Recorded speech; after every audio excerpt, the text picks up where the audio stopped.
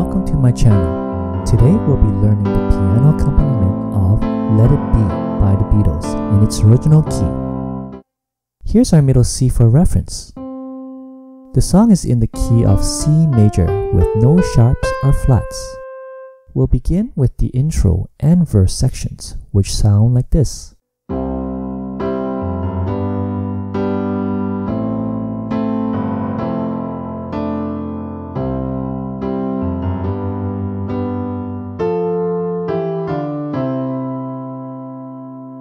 Starting with our right hand, our first chord is C major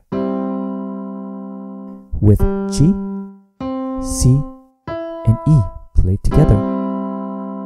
Our second chord is G major with G, B, and D played together.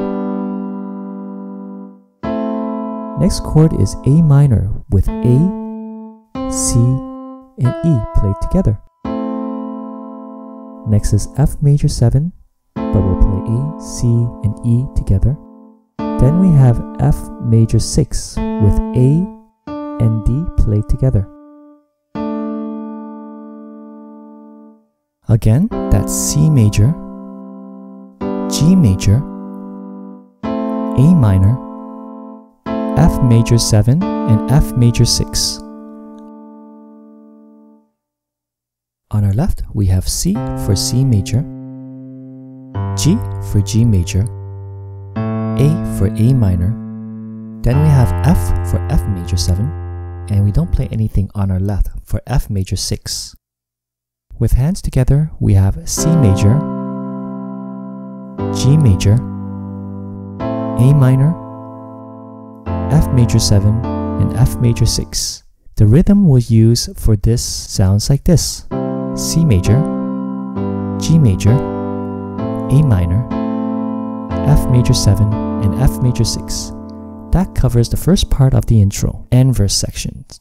For the second part of the intro, on our right hand, we play G, C, and E played together for C major, G, B, and D played together for G major. Then we play F and A together, E and G together, D and F together, and C and E together. With our left hand, we have C for C major, G for G major, then we have F, E, D, and C. With hands together, the second part is C major, G major, and our melody. Putting the first and second part together, we have this.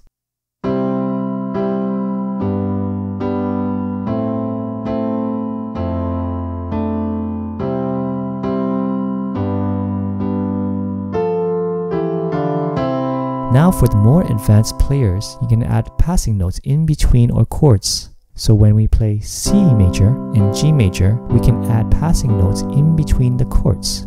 So C major, F, and F sharp, then G major. Again, C major, passing notes, G major.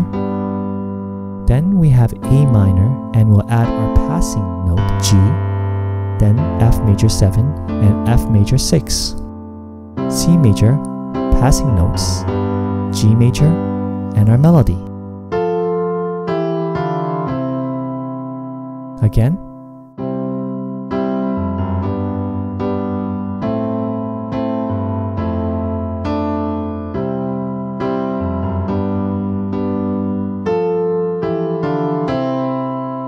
we'll call this pattern P1, and it is played for the intro and verse sections. Here's a preview of the chorus section.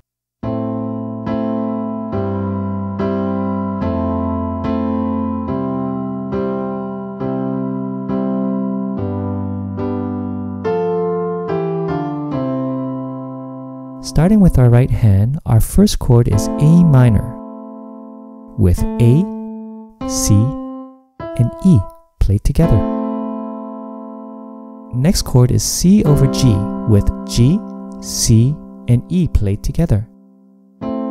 Next we have F major 7 with A, C, and E played together. Then we have C major with G, C, and E played together. On our left hand, we play A for A minor, G for C over G, F for F major 7, and C for C major. With hands together, we have A minor, C over G, F major 7, and C major. The second half of the chorus is the same as the second half of the intro and verse sections. So again, the entire chorus is A minor, C over G, F major 7, C major, C major, G major, and our melody. We'll call this pattern P2 and it is played for the chorus sections. This brings us to our solo or instrumental section, which sounds like this.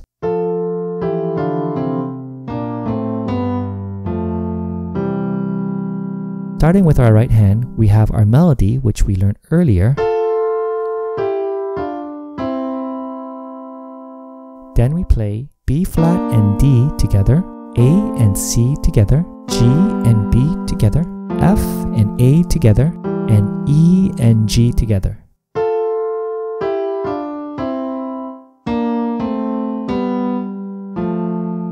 On our left hand, we play the first part of our melody with F, E, D, and C.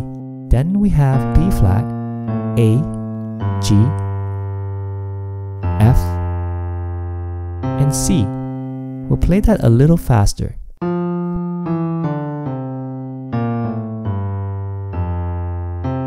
With hands together, we have this.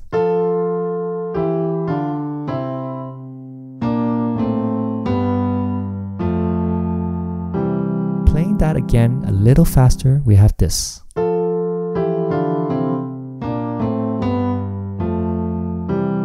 Now, if this is a little bit too hard to play, here is a simplified version. On the left hand, instead of playing these notes,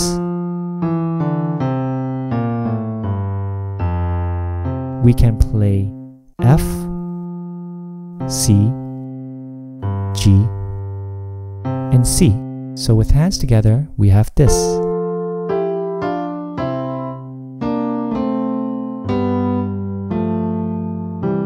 Again, a little faster.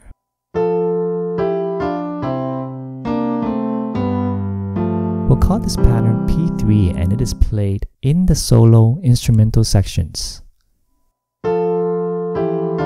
For the end of the song, we can end with a C major chord,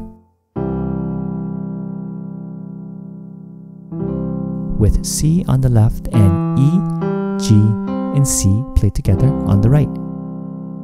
Here are my other tutorials you can also learn from. Don't forget to like this video if you find value.